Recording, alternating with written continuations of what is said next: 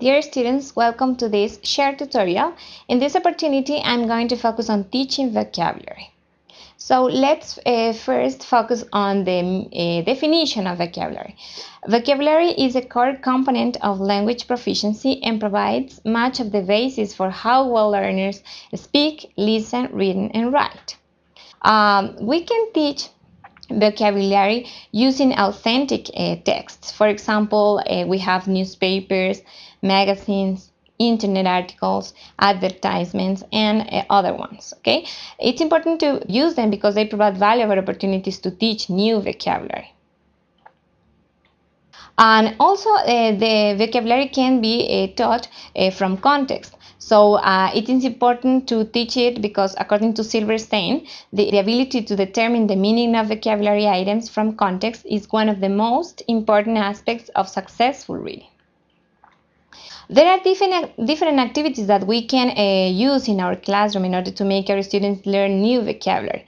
For example, we as teachers can bring reading passages into the classroom, and then we can introduce new vocabulary through use of teacher-developed vocabulary from context formats. But not all the words are going to or need to be taught because we need to select which ones are the candidates for inclusion in this type of exercise. But which words do qualify for inclusion in this type of exercise? Here we have some characteristics. The meaning is not available from the context provided. The word is likely to impede comprehension, and also the word is frequent enough to be worth teaching.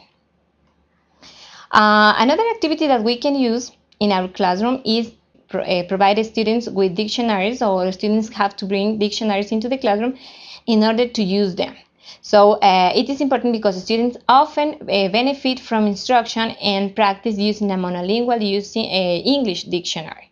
But before asking students to use dictionaries, it is necessary that teachers introduce the elements of a dictionary entry. For example, each word that is included in a dictionary have different functions. For example, here we have the word provide, which functions as a verb and also it functions as a noun. And here also we have the meaning of each word according to the function that they have here.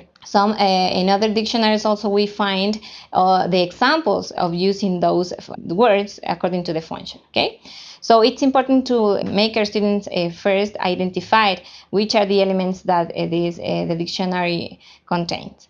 And after that, we can ask students to work with words that are used in an unfamiliar way.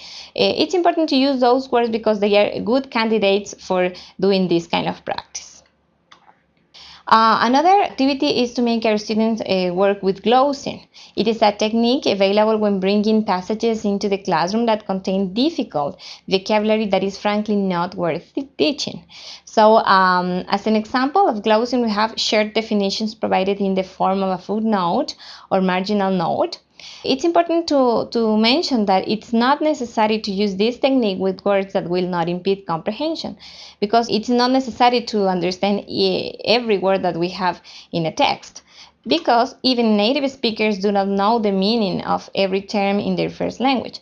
So as Silverstein mentions, knowing what one needs to know is a hallmark of the efficient reader. Thank you very much.